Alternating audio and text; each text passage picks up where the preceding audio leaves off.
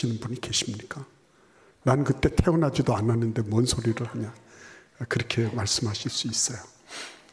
이날은 아주 인류 역사의 획기적인 그런 날이었죠. 2차 세계대전이 발발한 날입니다. 독일이 폴란드로 밀고 들어온 날이에요. 근데 이것의 구체적인 동인이 됐던 사건이 있습니다. 글라우비츠 방송국 사건이에요. 이 사건은 폴란드군이 독일 접경 지역에 있는 이 방송국으로 난입을 해서 사람들을 죽이고 그리고 부상을 입혔다 하는 그런 내용이에요. 그래서 이러한 글라우비츠 사건 때문에 독일 전역이 들끓어 올랐고 히틀러는 거기에 편승해서 폴란드를 기습하기로 작정을 한 것입니다. 그게 9월 1일이에요. 그래서 여러분, 이 글라우비츠 사건은 한동안 숨겨져 있었습니다. 진짜 폴란드가 독일을 침공한 걸로 사람들이 오해하고 있었죠. 그런데 뉘른베르크 전범 재판에 이 모든 마각이 다 드러났어요. 그리고 이것이 독일의 자작극이었구나. 폴란드 군복을 입혀가지고요. 그래서 막 방송국으로 쳐들어가서 정말 폴란드 군인이 그렇게 한 것처럼 그렇게 연극을 한 것이었습니다. 가짜뉴스가 나쁜지 알지만요, 가짜뉴스는 나쁜 정도가 아니라 치명적인 것입니다. 그것이 사람들하고의 분란만 일으키는 게 아니라 나라 간의 전쟁도 일으킬 수 있는 게 가짜예요.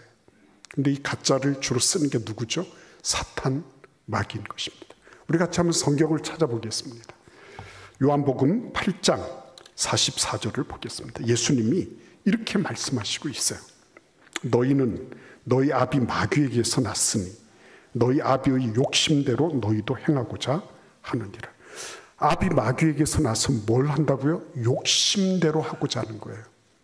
독일은 그냥 전쟁을 일으킨 게 아닙니다. 자기들의 욕심을 이루기 위해서. 그래서 예수께서 이렇게 말씀하십니다. 그는, 마귀를 가리키는 거예요. 그는 처음부터 살인한 자요. 진리가 그 속에 없으므로 진리에 서지 못하고 거짓을 말할 때마다 제 것으로 말하나니 이는 그가 거짓말쟁이요 거짓의 아비가 되었습니다. 그랬습니다. 굉장히 중요한 말씀하시죠. 진리가 그 속에 없기 때문에 진리에 서지 못한다 그랬어요. 굉장히 중요한 부분입니다. 이게 여러분들이 한 발자국이라도 교회에 나오고 내가 예수 그리스도의 이름으로 하나님께 기도할 수 있다. 나는 믿음이 적어요. 나는 별로 이렇게 신앙생활에 조예가 없어요. 이런 분도 계셔요. 그러나 그렇게 희미한 것이라도 있는 것과 없는 것은 엄연한 차이가 있는 거예요. 예수님은 너희에게 겨자씨 하나일 만한 믿음만 있어도 이 산을 들어서 바다에 던지라 해도 그렇게 될 것이라 그랬어요. 겨자씨가 그게 얼마나 커요. 있는 것과 없는 것은 차이가 큰 거예요. 진리가 있는 것과 진리가 없습니다 하는 건 어마어마한 차이가 있는 거예요. 그러니까 여러분, 여기에도 보시면 너희가 진리를 행하지 못하는 이유는 너희들에게 있는 진리의 상대적인 분량이 적기 때문이다 라고 말씀하지 않으시고요. 사탄 마귀들이 하는 짓은 뭐예요? 진리의 모든 것을 싹 다 앗아가 버리는 거죠. 마치 진리가 존재하지 않는 것처럼.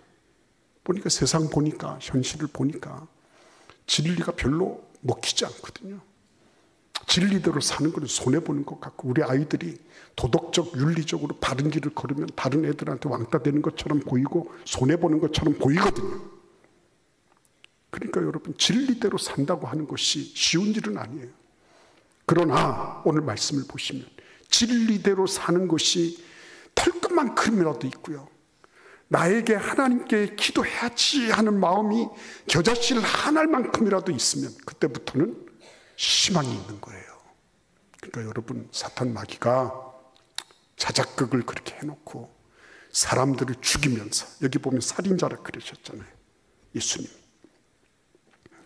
그는 살인자요. 처음부터 살인자요.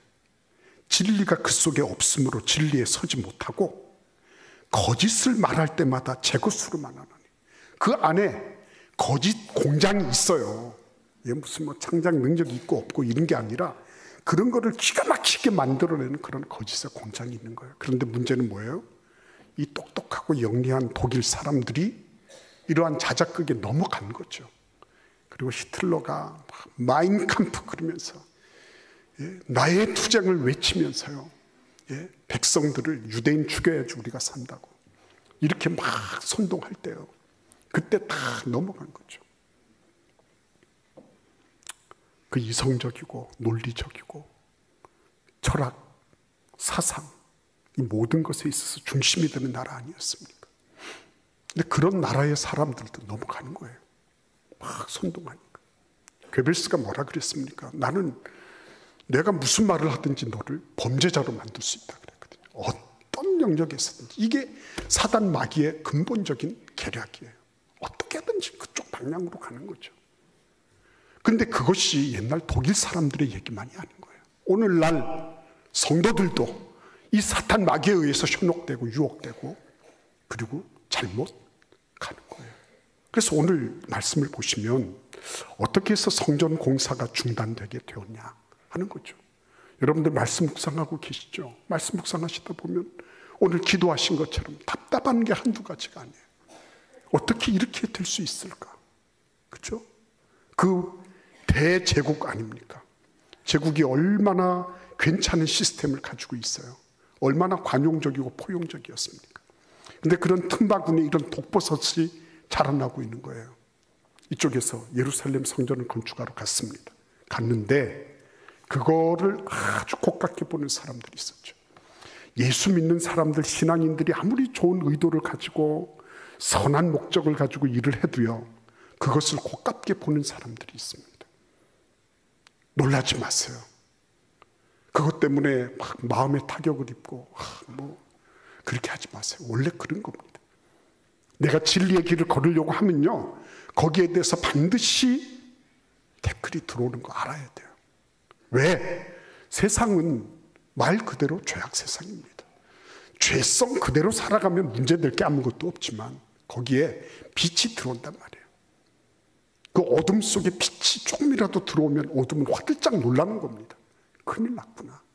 그래서 그것을 더 큰 어둠으로 덮어버리려고 공격해 들어오는 것이에요. 그래서 견제도 받고 경계도 받고 그리고 여러 가지로 음해도 당하고 중상모략의 대상이 되기도 하고 하는 거예요. 오늘 우리는 그 본문을 대하고 있는 것입니다. 그래서 여러분, 이 사람들이 그러면 그때 당시에 2차 대전 때 그냥 하루아침에 된 게 아니죠. 빌드업이 있었죠. 어떻게 빌드업을 했습니까? 괴벨스라고 하는 선전 장관, 이 사람이 등장하게 되죠. 괴벨스가 어떤 사람이에요? 나는 어떤 무엇이든지 이걸 다 걸고 넘어질 수 있는 거예요. 어떤 믿음이 있는 줄 아십니까? 이 사람은 일반 대중은 우매하다는 거예요. 우매하다. 속이면 속는다는 겁니다. 그래서 자기는 얼마든지 이거를 쥐락펴락할 수 있다는 거예요. 그것도 믿음이라고 가지고 있는 겁니다. 그 믿음대로 됐어요. 여러분, 이게 악한 세상이요, 악한 믿음을 가지면요, 선한 사람들이 피해를 받는 거예요. 그런데 이런 것들을 그냥 놓고 볼 거냐? 저 사람들이 저렇게 얘기하니까 되는구나. 그러니까 괴벨스는 늘 거짓말만 하는 게 아니었습니다. 때로는 진실된 거, 올바른 거, 팩트에 딱 근거되어 있는 거, 이런 거를 얘기를 하는 거예요. 오늘도 본문 말씀을 보세요. 거기 보시면 살짝 끼워 넣는 게 있습니다. 괴벨스 이전에 이런 일들이 있었다는 것을 성경은 우리에게 말해주고 있는 겁니다. 2절을 12절을 보십시오. 왕에게 아뢰나이다. 이제 지금 고발하는 상소장을 올리고 있는 겁니다. 저 사람들이 지금 성전 건축하는데 이거를 견제하려고 하니까요, 그렇게 거짓된 상소를 올리는데 이렇게 올리고 있는 장면을 보는 겁니다. 당신에게서 우리에게로 올라온 유다 사람들, 이렇게 얘기합니다. 우리는 괜찮다는 거예요. 근데 당신 쪽에서부터 왔다는 것입니다. 그렇잖아요. 바벨론에서부터 온 건 맞아요. 틀린 말 아니죠? 맞습니다. 예루살렘에 이르러 이 패역하고 악한 성읍을 건축하는데 이미 그 기초를 수축하고 성곽을 건축하오니, 이랬습니다. 예루살렘에 와서 이 사람들이 짓고 있는 게 뭐죠? 성전이었잖아요. 그런데 이 성전을 짓는다고 얘기를 하지 않고 뭐라고요? 성곽을 건축하고 그리고 성읍을 건축한다고 살짝 요거를 바꿔쳤어요. 여러분, 기가 막히지 않습니까? 거짓의 아비인 사탄 마귀가 하는 짓이 이런 거예요. 진실된 거, 당신 올라왔어. 맞아. 그렇지, 바벨론에서 갔지. 그런데 예루살렘 성전을 짓는다고 얘기하지 않고 성읍과 그리고 성곽을 중수한다, 이런 식으로 살짝 바꿔치기를 했습니다. 그리고 13절을 보십시오. 이제 왕은 아시옵소서. 만일 이 성읍을 건축하고 그 성곽을 완공하면 저 무리가 다시는 조공과 관세와 통행세를 바치지 아니하리니 결국 왕들에게 손해가 될 것입니다. 이렇게 얘기합니다. 자기들은 굉장히 충성된 사람들이에요. 자기들은. 그래서 혹시라도 왕에게 피해가 갈까 봐 이런 얘기를 감히 주청합니다 하면서 얘기한 게 뭐예요? 아직까지 일어나지도 않은 일인데, 그런데 이 사람들이 성곽 완공되고 나면 틀림없이 반역을 하게 될 것입니다.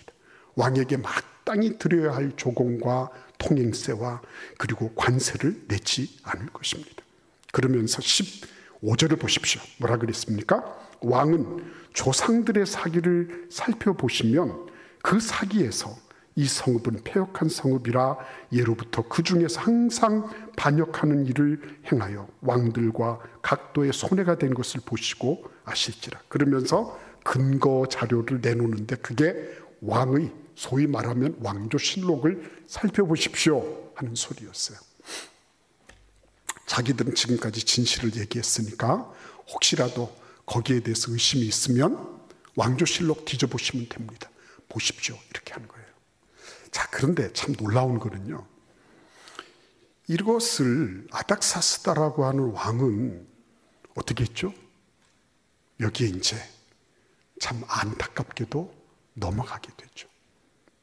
안타깝게도. 왜 넘어갔죠? 넘어가는 이유가 뭡니까? 그렇죠. 상대방 얘기들을 들을 수 있는 검증 장치가 없었잖아요. 그러니까 늘 참 보면 안타까운 것은 한쪽 말만 듣는 거죠. 다른 쪽 말을 확인하지 않는 거예요. 확인하는 걸 두려워하고, 그리고 애초부터 그쪽 방향으로 이게 길이 나 있는 것입니다. 이거를 편향성이라 그러죠. 편향성. 사람들은 어느 정도의 편향성 누구나 가지고 있어요. 내가 중심이다 그러지만요, 그렇지 않습니다. 편향성이 다 있어요. 내가 바라는 쪽, 내가 원하는 쪽, 그쪽으로 이렇게 가 있는 거예요. 아닥사스다에게 지금 중요한 건 뭐예요? 나라를 보존하고 정권을 유지하는 거예요. 근데 정권의 위해가 될 만한 일이 있다 하는 소리가 딱 들리니까 어떻게 했어요? 아닥사스다니 빨리 뒤져봐라 해서 나온 얘기가 여기에 있습니다. 20절을 보시면, 19절을 보십시오. 명령하여 살펴보니 과연 이 성읍이 예로부터 왕들을 거역하며 그 중에서 항상 패역하고 반역하는 일을 행하였다. 앞에서 했던 일을 그대로 지금 복사해서 붙이기를 한 것 같아요. 뭐예요 지금? 이 사람들이 거짓을 조장하고 그리고 예루살렘 성전 중수를 방해하는 이 세력들이 얘기하고는 편향성에 아닥사스다가 어떻게 해요? 그대로 편승해 있음을 보는 거예요. 이건 무서운 겁니다. 편향성은 전염성이 있는 거예요. 한쪽으로 이렇게 계속 파잖아요. 그러면 그쪽으로 계속 물이 흘러요. 그리고 물이 계속 흐르는 정도가 아니라 그게 시냇물이 되고 강물이 되는 거예요. 그러니까 여러분, 이 편향성이 가진 확증 편향이라 그러잖아요. 이것들이 틀림없이 나한테 반역하려고 하는구나. 이러한 나름의 확신이 이 아닥사스다에게 들어온 것입니다. 근데 여러분, 이게 옛날 얘기인 것처럼 보입니까? 오늘날은 어떨까요? 오늘날에 남들이 우리에게 얘기해 준 거를 철석같이 믿고 그걸 그대로 받아들이는 일은 없을까요? 나는 내가 생각하고 내가 말하고 내가 보는 거는 다 중심 잡힌 거라고 이렇게 생각하십니까? 그죠? 그러니까 여러분, 내가 혹시라도 내가 지금 가지고 있는 나의 렌즈가 혹시라도 이게 잘못될 수 있다라고 생각하는 그런 일들은 없을까요? 잘 보셔야 되는 거예요. 아, 저 사람은 저런 사람이야. 내가 딱 찍어놓고 선입감 그대로 가지고 가는 거. 그거 참 잘못된 거 아니에요? 여러분, 사막의 교부들 AD 한 300년경 되었을 때 교회가 다 공인이 되고요. 교회로 와야지 뭔가가 됐어요. 그래서 막 사람들이 들어오다 보니까 교회가 부패하게 됐습니다. 그래서 그것을 견디지 못한 사람들이 사막으로 나아가서 그곳에서 하나님과 교제하려고 했어요. 사막에 나갔으니까 아무도 안 만나니까 다 죄악으로부터 깨끗해질 거라고 생각하잖아요. 천만의 말씀이에요. 사막의 교부들은 거기서 또 다른 큰 장벽을 만나게 돼요. 어떤 장벽인 줄 아십니까? 자기가 가지고 있는 자기 렌즈의 장벽이에요. 어떤 렌즈요? 내가 사람을 함부로 판단하고 있다는 거예요.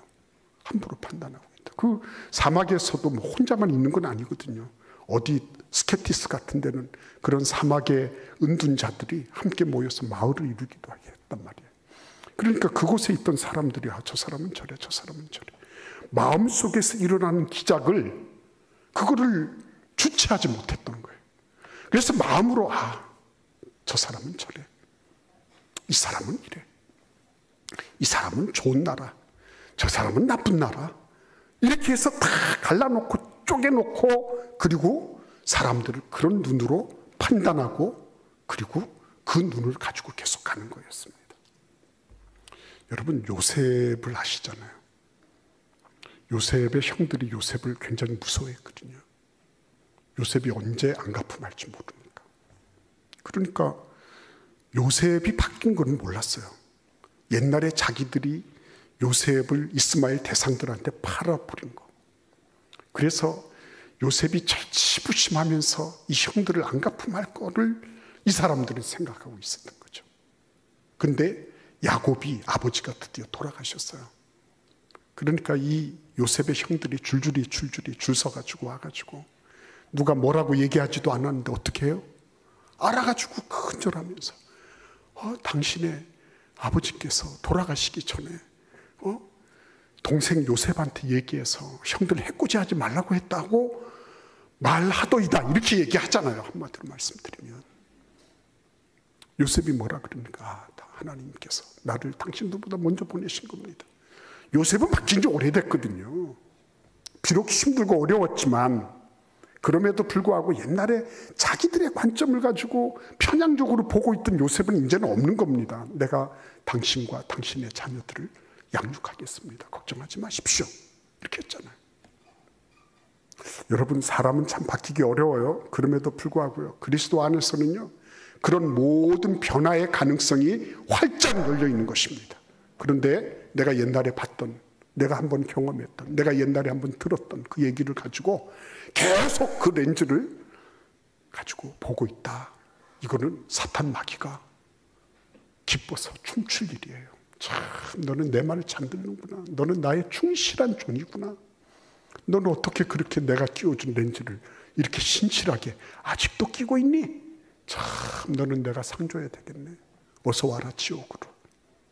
예, 어서 와라. 여러분, 그렇기 때문에 우리가요, 이러한 사탄 마귀의 계계들을 이겨내는 하나님의 방법을 알아야 되는 거예요. 어떻게 알아야 될까요? 하나님이 뭘 준비하셨습니까?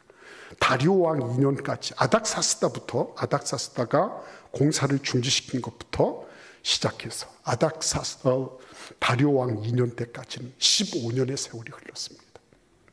15년. 이 15년은 그러면 중단됐기 때문에 끝난 걸까요? 그래서 우리가 성경을 호흡 길게 읽어야 되는 거예요. 우리가 성경을 한쪽 구석만 파는 게 아니라 전체를 봐야 되는 거예요. 15년이 지난 그것은 허비한 시간이었을까요? 천만의 말씀이죠.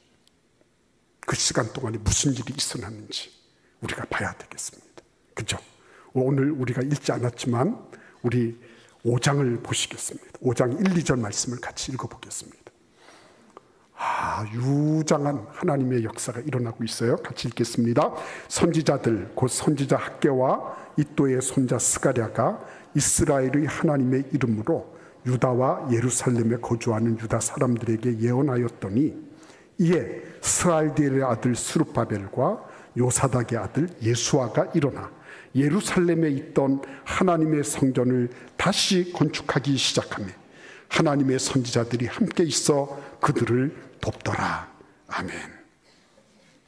우리는 때때로 보면 중단된 것 같은 그런 느낌을 가질 때가 있어요. 아, 이제 끝났구나. 이제는 뭐 우리가 아무리 좋은 의도와 목적을 가지고 해도 아유, 하나님도 뭘 못하시네 뭐. 아브라함도 그랬잖아요. 10년 그가 하나님의 말씀을 따라 나온 지 10년이 됐을 때 아유, 이제 뭐 하나님도 나에게 큰 관심이 없으시네. 끝났구나. 근데 그때 마침 아내 사라가 얘기를 하잖아요. 야, 당신 보니까 몸도 점점 쇠약해지고 예전만 같지 못하니까 하갈한테로 들어가라고. 그래서 그 화근을 만들어냈잖아요. 그죠? 안타까운 일이에요. 중단된 게 아니죠. 그죠? 끝난 게 아니죠. 중단됐지만 그것이 종말을 의미하는 건 아니죠. 그동안에 하나님은 뭘 원하시는 겁니까? 그렇죠. 그동안에 하나님은 오늘 말씀 보세요. 선지자들을 예비하고 계셨어요. 학개와 그리고 스가랴 같은 이런 선지자들을 예비하고 계셨어요. 이 선지자들이 한 일이 뭡니까? 말씀을 받는 일이었어요. 세례 요한이 그 광야에서 한 일이 뭐예요? 예수님의 선성이 되어서 세례 요한이 한 일이 뭡니까? 말씀 받는 일이었잖아요. 하나님은 광야에서도 말씀을 주시더라고요. 그렇죠? 지금 중단되어 버린 것 같은데 하나님은 사람을 예비하고 있었어요. 어떤 사람이에요? 말씀을 받는 사람을 예비하고 계셨어요. 말씀을 받는 사람. 그러니까 우리는 뻑하면 목사님, 그거는 목사님이나 전도사님이나 장로님이나 권사님이 할 일이지 나 같은 평신도는 할 일이 아니에요. 그렇게 생각하십니까, 여러분? 늘 말씀드리잖아요. 방향성이 중요하다고. 방향성이. 하나님께로 나아가는 그 방향성이 중요한 거예요. 그 방향성을 향해서 딱 나와 있었던 거예요. 이분들이. 그래서 지난 15년은 공백인 것처럼 보이고 끝난 것처럼 보이고 그게 종말인 것처럼 보였어요. 그럼에도 불구하고 하나님은 뭐라고 계세요? 말씀 받을 사람을 준비하고 계셨어요. 말씀 받을 사람만 준비하고 계셨습니까? 오늘 보시니까 그 말씀을 받고 담대하게 성전을 건축하기 위하여 나선 이런 실행가들도 준비하고 계셨던 거예요. 그러니까 여러분 너무 걱정하지 마세요. 내가 딱 봐서 이거는 아이고 이제는 다 끝난 것 같습니다. 그건 우리가 봐서 그런 거예요. 인간의 관점으로 봐서 끝난 거예요. 그러나 하나님은 끝내지 않으셨어요. 하나님은 인간의 방해에 의해서 사탄 마귀의 계략에 의해서 중단하시거나 아니면 그것 때문에 모든 것을 종결짓는 그런 분이 아니신 거예요. 감히 세상이 뭐라고. 그렇죠? 그래서 그동안에 말씀을 받을 사람들을 예비하시고 말씀대로 움직이는 사람들을 준비하고 계셨던 거예요. 그것만 되면 뭐예요? 시작하시는 거예요. 다시 출발하는 거예요. 그게 안 되니까. 그러니까 여러분 우리가 어떻게 적용해야 되죠? 내가 뭔가를 하려고 했어요. 근데 여러 가지 요인 때문에 중단됐어요. 아유, 아님개비요. 이게 아니라 하나님, 내가 뭘 준비해야 하겠습니까? 내가 이와 같은 기간에 어떤 것을 준비해야지 되겠습니까? 우리 선배 선교사님 가운데 그때 당시 한참 오래전이에요. 중남미 어디로 선교지가 났는데 사모님이 나 못 가겠다 그러는 거예요. 못 가겠다.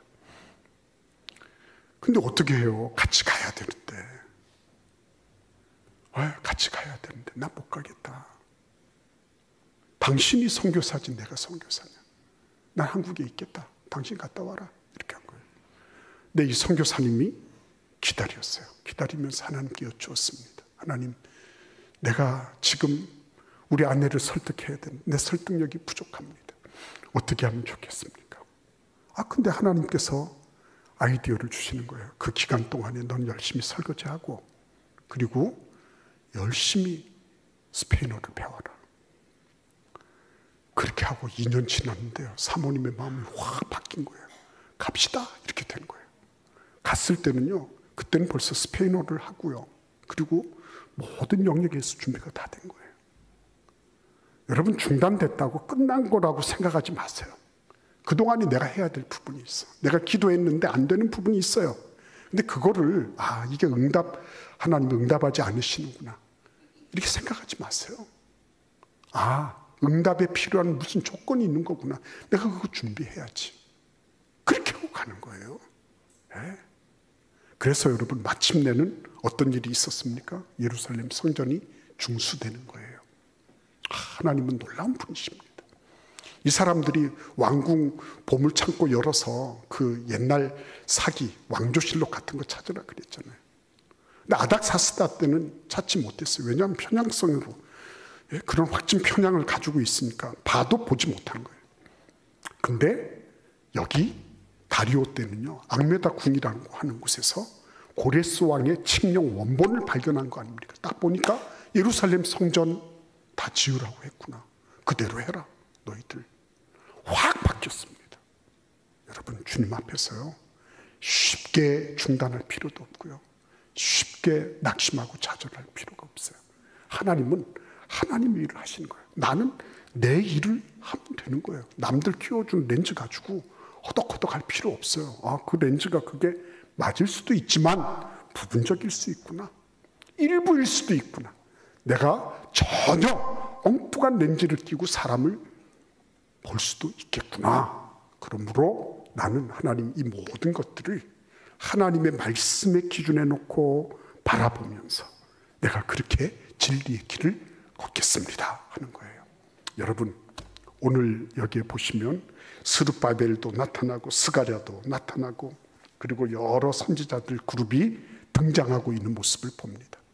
이 사람들이요, 그냥 막 훈련을 많이 받고 이런 것 같지는 않아요. 그러나 하나님의 말씀에 대해서는 열려 있었던 사람들이라는 거예요. 손흥민 선수의 아버지, 그 아버지가 기본기에 대한 책을 냈습니다. 근데 그 기본기를 얼마나 혹독하게 가르쳤는지. 늘 보면 오른발 제비니까 왼발부터 양말도 신고 왼발부터 신발도 신고 뭐든지 왼쪽으로부터, 여기가 약하니까 그렇게 하는 거예요. 제일 혹독한 훈련 가운데 하나가 뭐냐면 리프팅이라고 하는, 리프팅은 올리는 거 아니에요. 그 훈련이래요. 그래, 맨 먼저 왼발로 한 바퀴를 도는 거예요. 떨어뜨리지 않고 통통통통 튀겨가지고 한 바퀴를 돌고, 그 다음에 오른발로 한 바퀴 돌고 양발로 한 바퀴를 도는데, 그게 힘든 게 뭐냐면 한번 떨어뜨리잖아요. 그러면 처음부터 다시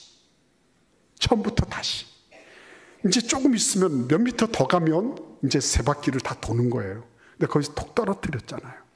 그러면은 다시 왼발부터 시작을 하는 거예요. 그러니까 공에 대한 감각이라든지 이런 것들을 익혀나가는 데 있어서 가장 기가 막힌 훈련 방법. 그래서 손흥민 선수는 공이 오고 이렇게 할 때, 트래핑할 때 그냥 내가 이렇게 해야지가 아니에요. 몸이 그거를 반응해내는 거예요. 우리가요, 주님의 말씀에 따라서, 말씀에 내 생각과 사고방식과 나의 시각을 하나님의 진리에 맞추기 시작하고 그것을 의식적으로 자기 자신을 드리기 시작하면요, 이게 참인지 거짓인지가 이게 그냥 몸으로 느껴지는 거예요. 이걸 막 분별하고, 때로는 저도 막 골치 아프게 이렇게 합니다. 근데 영적으로 막 활성화돼 있잖아요. 영적으로 주님 앞에 깊이 들여져 있으면요, 그렇게 딱 오면 이거는 하면서 분별이 되는 게 한두 가지가 아니에요. 여러분, 주님 앞에서 내 생각과 사고방식과 인식하는 것, 내가 보고 있는 것들 훈련하시기 바랍니다. 하나님 앞에서요, 이거 내가 지금까지 그렇게 살았으니까. 아니, 근데 사람은 넘어질 때 보니까 무슨 유해나 봐주는 게 없더라고요. 한번 넘어지니까요, 너무 무섭게 넘어져요. 그래서 내가 나 자신을 신뢰할 수가 없는 겁니다.